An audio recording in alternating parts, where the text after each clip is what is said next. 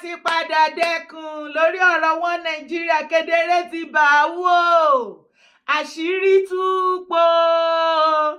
Yes, ìjọ mọ̀ wípé wọn Nàìjíríà tí gbogbo àwọn leaders pátápátá tó sọ wípé wọn ò tí ì bí bàbá ẹni tó máa break ẹ̀ láti divide fún ìgbésí ayé ìrọ̀rùn fún àwa citizen. Àwọn kan ni wọ́n lo Nàìjíríà gẹ́gẹ́ bí business as a tool tí wọ́n kóra wọn jọ tí wọ́n fi enrich pocket ara wọn. It is about nǹkan tó ní kálukú wọn bá lè pín nínú wọn Nàìjíríà tí wọ́n fi make business.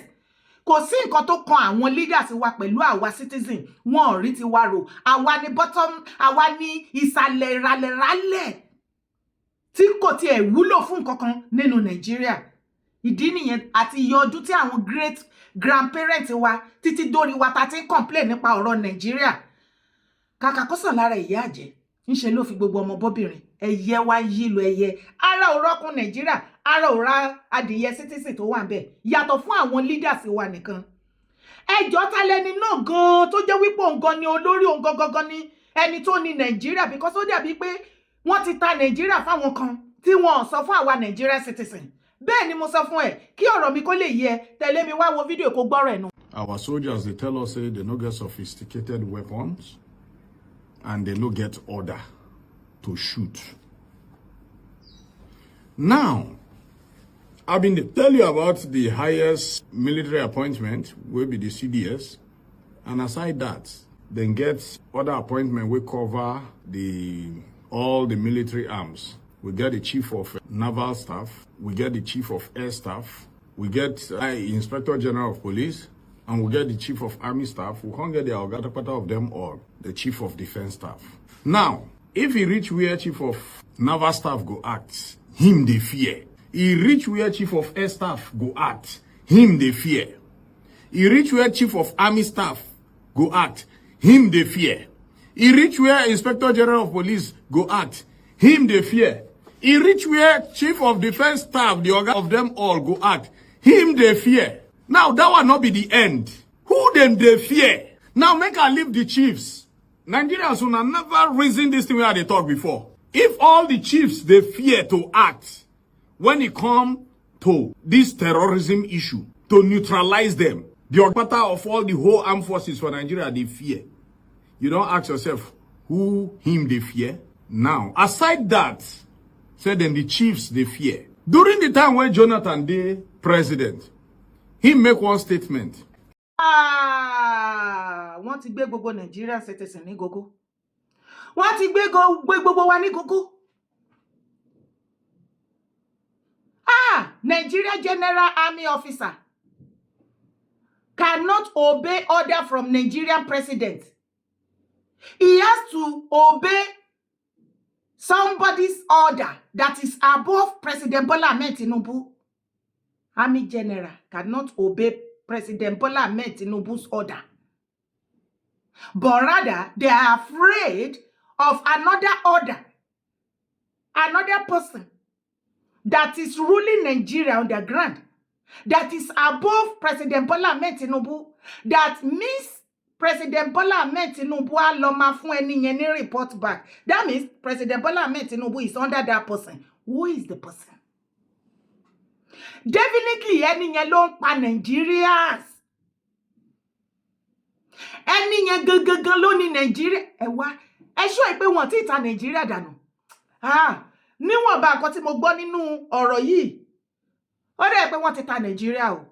Àwọn country kan wà tí wọ́n ti ra Nigeria, bóyá individual dẹ̀ ni, bóyá group dẹ̀ ni wọ́n ti ra Nigeria o. Gbogbo àwọn tá jẹ́ Nigeria citizen pátápátá.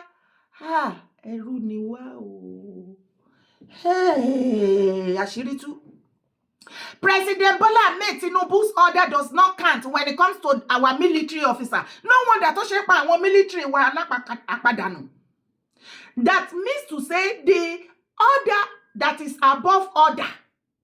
Ẹni yẹn gangan òun ló recruit àwọn terrorists. Tani ìwọ fi ọkàn sí, Tani ẹni náà tó jẹ́ wípé òun ló tún wà bọ́ fún President Bola Ahmed Tinubu.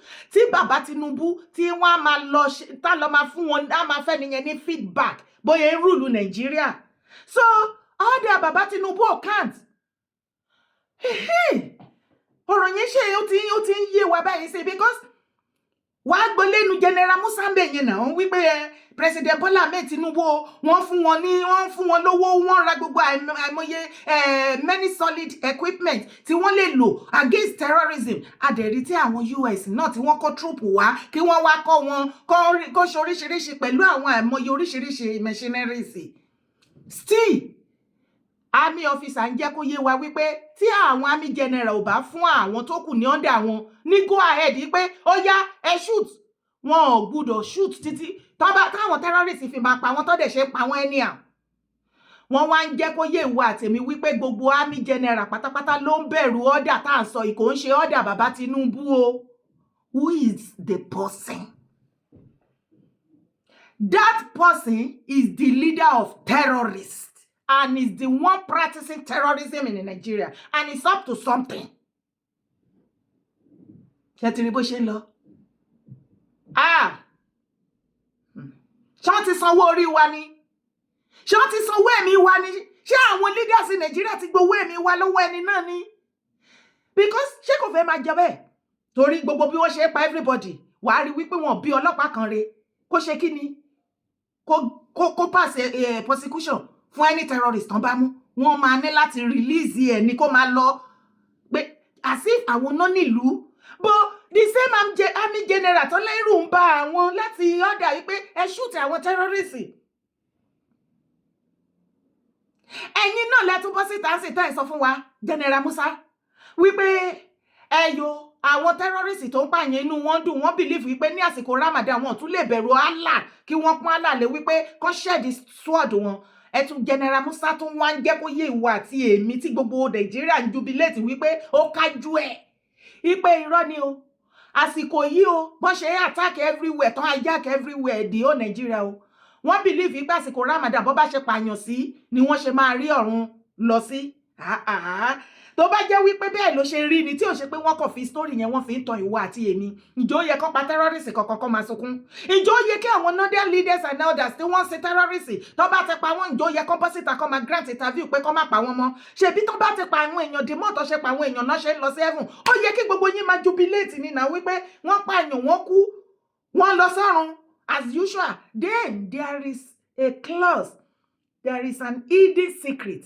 Wọ́n kàn lo àwọn statement yẹn láti fi káàmù ìwọ àtèmi ni, láti fi justify nǹkan tí àṣírí tí wọ́n fẹ́ kí ìwọ àtèmi káàmù nípa Nàìjíríà. Ṣó ti gbọ́? Àbí General Musa, ẹ máa gbọ́ ọ̀rọ̀ burúkú lẹ́nu ẹyẹ. You are there to go and face them. Tikútìyè. Kẹ́ ẹ bá wa kojú wọn, ká ẹjọ́ ká ẹ pa wọ́n dànù. Kí a rí mú nínú Nàìjíríà nígbà tí àmì General Musa bọ́ síta tó ń sọ ọ̀rọ̀ rúnrún yìí, tó ń sọ síta. Ṣé ti wá rí wípé lóòótọ́ there is an order that is above order ní Nigeria. Tó jẹ́ sí wípé from this little expression from General Musa, you and I can testify to it wípé General Musa also is afraid. Ó dẹ̀ pé lágbájá General lágbájá tí wọ́n pa last yẹn tán ní cancer ló mú, mi rò pé kò bẹ̀rù. Ó ready láti ṣiṣẹ́ yẹn. Ó ní wọ́n ṣe fẹ́ kíní yẹn sí lára suffet yẹn tí wọ́n pàdánù. Òun ló ń gbọ́ yẹn. Ibẹ̀ ni kọ́kọ́ là ń lọ.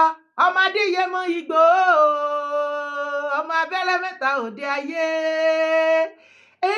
Òṣà ọmọ yín, bàbá tèmi, ó ti bá bàbá Tinubu sọ̀rọ̀, ó ti fi mẹ́sẹ̀jì tó ní agbára ránṣẹ́ sọmọdé sí bàbá President Bola Ahmed Tinubu. Wàá gbọ́ nǹkan tí òṣà sọ. Ilẹ̀ ní fún ilẹ̀ Yorùbá nípa ètò ọrọ̀ àbùsà. Pẹ̀lú ògo Ọlọ́run, pẹ̀lú gbogbo fẹ́ kí president ó ṣe nǹkan tí mo fẹ́ lọ́dọ̀ ìjọba ni pé kàn fọ́ tì mí lẹ́yìn lórí ọ̀rọ̀ security ilẹ̀ Yorùbá.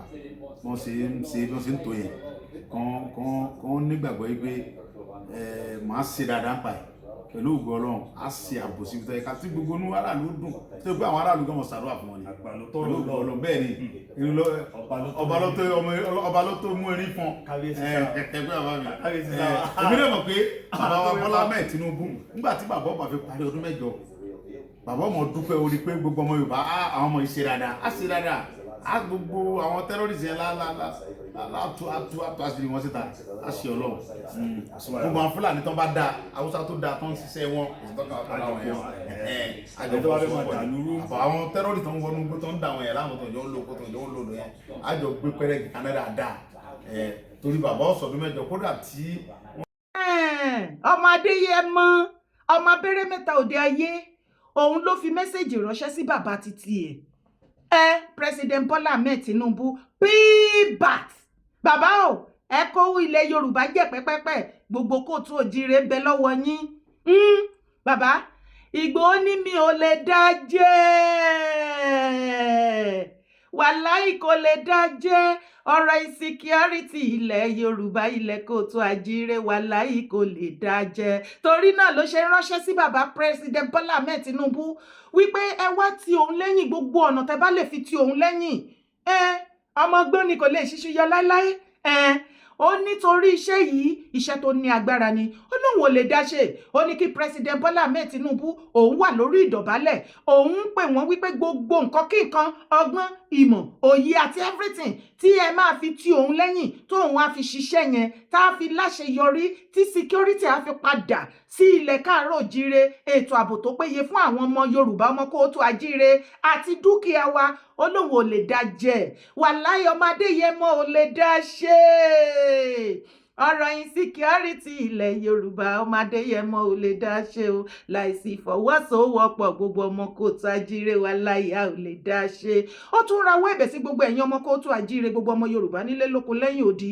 tó o bá mọ̀ wípé ọ̀rọ̀ insecurity ó kó ẹ lọ́kàn sókè bí wọ́n ṣe ń pa àwọn èèyàn wa ó ń dùn ẹ́ dákíyẹmí ara ò bá ètò ọmọ Adéyẹmọ fi hatred kúrò nínú ọ̀rọ̀ tó wà nílẹ̀ yìí ó yẹ ẹjẹ́ àjọ fọwọ́sowọ́pọ̀ ká tì lẹ́yìn kó ní àṣeyọrí ire lórí ọ̀rọ̀ insecurity ilẹ̀ Yorùbá tó bá wá rí bẹ́ẹ̀ kí ni ìwà tèmi ń dúró dè kí là ń dúró dè láti fún ní support ó ní ká dúró ti òun èyí ló mú ọmọ Adéyẹmọ ló fi sọ wípé mẹ́sẹ̀jì wà o fún gbogbo ẹ̀yin ọmọ kóòtù òjíire látọ̀dọ̀ sí Sunday Adéyẹmọ Ìgbòho ṣá owó bàbá dámì ẹ wá gbọ́ mẹ́sẹ̀jì tí bàbá fi ránṣẹ́ sí wa. ká sọ̀rọ̀ ká rẹ̀ kúrò lẹ́kálẹ̀ èmi ọmọ yín Sunday Igboho mo fi àsìkò yìí mo fi ń kí gbogbo ọmọ Yorùbá káàkiri àgbáyé ní gbogbo Europe ní Canada ní everywhere all over the world America ni pé ẹ kú àdúró tì mí o lójú mi lẹ́yìn mi ẹ kú fẹ́ mi ẹ kú fi Ọlọ́run lára mi Ọlọ́run bá tó ní mi abámi nífẹ̀ẹ́ yín náà ẹ kú àdúró tì ẹ kú àdúrà mo wá ń fi àsìkò yìí sọ fún wa pé gbogbo ẹni bá jẹ́ olólùfẹ́ mi káàkiri gbogbo Europe afẹ́ dá Igboho fans club ní gbogbo Europe afẹ́ dá sílẹ̀ so ẹnikẹ́ni tó wá nífẹ̀ẹ́ sí àti darapọ̀ mọ́ Igboho fans club gbogbo Europe yìí ẹ tó yẹ kẹ́ pé darapọ̀ wé kẹ́ join club tó fẹ́ dálẹ̀ àwa jẹ́ Igboho fans club ní gbogbo Europe pátá ẹ ṣé mo dúpẹ́ Ọlọ́run jẹ́ ká pẹ́ fún wa so gbogbo nǹkan bá ṣe ń lọ nílẹ̀ Yorùbá àti káàkiri nǹkan tó bá tẹ́ bá fẹ́ gbọ́n pa mi tàbí tẹ́ fẹ́ bá mi sọ àlejò ọmọ ọ̀rọ̀ jọmí tó rọrọ̀ àlejò ọmọ sọ nǹkan tí nǹkan máa lọ nítorí máa ti bẹ̀rẹ̀ nítorí máa parí ẹ̀sìn bó ṣe máa lọ àjọmọ̀ gbọ́ ẹ ṣé mo dúpẹ́ thank you. yẹ́sọ ohun ọmọ yín lẹ ti gbọ́ yẹn bàbá tèmi òòṣà mi òòṣà ọmọ abẹ́rẹ́ mẹ́ta òde ayé ọmọ ládé ọmọ aládé kún fúnra ẹ̀ wọ́n ní gbogbo ọmọ kóòtù àjíire gbogbo ọmọ Yorùbá pátápátá tí ń bẹ ní ìlú Yúróòpù àsìkò tí tó jẹ́ olólùfẹ́ Ìgbòho tipẹ́tipẹ́ àbò ṣẹ̀ṣẹ̀ ń fẹ́ lọ́wọ́lọ́wọ́ eléyìí ò ní kọ́kọ́ ṣe pẹ̀lú ètò ìrìn àjò Yorùbá Nation ẹ kúkú ti mọ bó ṣe ń lọ lọ́wọ́lọ́wọ́ kò ní kọ́kọ́ ṣe pẹ̀lú ọ̀rọ̀ Yorùbá Nation eléyìí purely fún Chief Igboho Loyal Fans Club in Europe ó wà ní Germany ó wà ní Belgium France Sweden Holland bẹ́ẹ̀ lọ tó bá ti jẹ́ Igboho Loyal Fans ó yá tètè kàn sí mi bó ṣe gbọ́ lẹ́nu bàbá wa Ìgbòho ṣá kó o sẹ́ndì mẹ́sẹ́jì kó o dẹ̀ fi àbí lórí WhatsApp kó o pè mí kó jẹ́ kí n mọ ibi tó wà ní any part of Europe láti wá darapọ̀ kí n há dẹ̀ sínú group èyí ni ìgbésẹ̀ tí ẹ fi máa mọ̀ wípé iṣẹ́ pọ̀ ńlẹ̀ fọ́mọ Adéyẹmọ wọ́n wá láwọn nídìí àwa Loyal Fans wọn láti lè máa fọ̀rọ̀ jomi tó rọrọ̀ advice ni any kind of support spiritual support every support tó ní láyé kí gbogbo wa kó papọ̀ bẹ́ẹ̀ ni o tó já sí wípé bọ́mọdé yẹmọ bá ní outing bóyá wọ́n invite wọn l'Amẹ́ríkà tí wọ́n bá lè meet up àáyàn nínú àárín group yìí àá lọ represent wọn anywhere àti àìmọye oríṣiríṣi packaging tó wà ńlẹ̀ bẹ́ẹ̀ ni eléyà tún jẹ́ ká get more closer to ọmọdé yẹmọ láti mọ bí gbogbo nǹkan ṣe ń lọ ní ilẹ̀ kóòtù àjíire ilẹ̀ Yorùbá ṣé o fẹ́ bẹ́ẹ̀ àbó o fẹ́ bẹ́ẹ̀ èmi love ẹ mi love ẹ that quest ibẹ̀ ni kọ́kọ́ là ń lọ ṣé o ti gbọ́ Asari Dokubo ti jẹ́wọ́ ara ẹ o at last Asari Dokubo azuana ó ní òun o Islamic terrorist òun lòun ò dẹ̀ fìbò anybody tó bá fẹ́ wá gbé òun kan wá gbé òun wá gbọ́ lẹ́nu ẹ̀. I am an Islamic terrorist. Why is it that everybody will just come out in this I say Tobo. Yes, I'm a Why? And the people around me, 90% of the people around me, this level in Nigeria who testify to who I am. I don't hide who I am. Wow. Share this video. Ìlú tó lọ́ba tó níjòyè tí Nàìjíríà dé ń gbóná lọ́wọ́lọ́wọ́ àìmọye fídíò ní Asari Dokubo má ti ṣe sẹ́yìn tó ń jẹ́ kó yé wa wípé mùsùlùmí lòun extremist dẹ̀ lòun òun ò fi bò ó dẹ̀ ń jẹ́ kó yé wa wípé òun ṣiṣẹ́ papọ̀ pẹ̀lú àwọn nọ́dẹ́nà tó ń finance àwọn terrorism ni kì í ṣe inú Nàìjíríà ni wọ́n ti train Asari Dokubo as a military o àwọn nọ́dẹ́nà náà lọ train ẹ̀ ní Islamic country o extremist ni Asari Dokubo ẹjọ́ ní ìlú tó lọ́ba tó níjòyè tẹ́lẹ̀ ń wá terrorist àwárí Asari Dokubo ó ṣáná sí kámẹ́rà ó dẹ̀ ń sọ ó hà wípé òun o Islamic terrorist lòun àìmọye messages ló ti fi ránṣẹ́ sí USA àti Israel ṣùgbọ́n mò ń fi àsìkò yìí sọ fún Asari Dokubo wípé Amẹ́ríkà wọ́n ń gbọ́ gbogbo fídíò ẹ̀ Israeli wọ́n ń rí gbogbo fídíò àti gbogbo everything bọ̀ nǹkan tó sì ń dúró dèdì sí torí ìwọ àtẹ̀mí ti mọ̀ pé Nigeria government ò ní nǹkan tó máa fàṣàrí Dokubo ṣe nǹkan tó bá fi mú Nigeria government tí Gumi sì ń lọ freely tó ń enjoy Nigeria àbí Gumi gan ló ra Nigeria ni kò mọ̀ sí nǹkan tí ò lè ṣẹlẹ̀ ẹ má jà fojú díyan bóyá Gumi wà ní òun ní intermediary àwọn tó wá ra Nigeria àwọn Nigeria leader tí wọ́n ta Nigeria as a country you never can tell because wàá rí wípé pẹ̀lú gbogbo nǹkan tí Gumi ṣe ó yá tó sọ fún mi èèyàn tó tún lè ṣe irú ẹ̀ tí gọ́ọ̀mẹ̀ntì ò ní ti gbé by now gbogbo bóyá ń sọ̀rọ̀ yẹn wàá rí pé gọ́ọ̀mẹ̀ntì báyẹ pariwo tó àwọn international community bó ṣe fi mẹ́sẹ̀jì ránṣẹ́ tó wípé kí federal government kọ́ lọ arrest Gumi pó bàbá Tinubu ò tiẹ̀ gbọ́ pa àwọn ọ̀gbọ́n nànà wọ́n tiẹ̀ ṣe bẹ́ẹ̀ ni pọ́n gbọ́ àbó ráyé. Now, Asari Dokubo, ó tún sọ live. Ṣé kò yẹ kó ti gbé? Gbé. Àwọn nǹkan kan wà tí ọ̀pọ̀lọpọ̀ mọ̀ tí àwa majority Nigeria citizen, both home and abroad, tí a ò mọ̀. A kàn ń jẹ́ Nigeria ni, a kàn ń claim Nigeria citizen ni. A mọ̀ nǹkan kan. Gbogbo nǹkan tó ń ṣẹlẹ̀ nínú Nigeria is very ó wà hidden to every one of us. We don't know what is happening. Kọ́lọ́n kó ṣàṣọ ìwọ àtèmi ni ká má bá ìrìn àjò yìí lọ. Tó mo sọ yìí mo dúró náà o. Orúkọ tèmi ò yí padà. Má gbàgbé láti bá mi download Lemfi app tó bá like program mi. Gbogbo ẹ̀yin tẹ́ like láti support mi. Tẹ́ wà labroad. Tẹ́ dẹ̀ fẹ́ send owó sílé to your family, love and friends. Ó yá bá mi download Lemfi sáré tètè lọ sórí Google Play Store lọ download Lemfi app ẹ̀yọ́ kò app put ẹ through gbogbo bó ṣe máa ṣe ó simple bàjẹ́ láàrin ìṣẹ́jú 2 sí 3 ó ti ṣe nǹkan tó fẹ́ ṣe ó ti gbàgbé nǹkan ẹyọ kan wà ńbẹ̀ tó ní láti fi sí code mi yèyé dára toró máa béèrè pé code yèyé dára ni kò lò síbi code yẹn every first €100 or dollar or pounds above tó bá kọ́kọ́ san there is always a €10 bonus or $10 or £10 bonus fún every €100 or above to bá send. Support my brand. Mi lè dá ṣe láìsí ìfọwọ́sowọ́pọ̀ ẹ̀yin olólùfẹ́ mi lẹ́yìn Ọlọ́run ẹ̀yin olólùfẹ́ mi. ẹ kún mi lọ́wọ́. Thank you for your love. Gbogbo ẹ̀yin tẹ́ ń bá mi share, gbogbo ẹ̀yin tẹ́ ń comment, gbogbo ẹ̀yin tẹ́ ń like. Thank you for your love and support. Ẹ ní dálé ayé ṣe o. One love, keep us together. Màá máa dúró de kọ́ọ̀lù yín àbí mẹ́sẹ̀gì yín lórí WhatsApp mi. Ẹ̀yin ti Europe, ó ti yá. Igboho Loyal Fans Club in Europe. We are the one.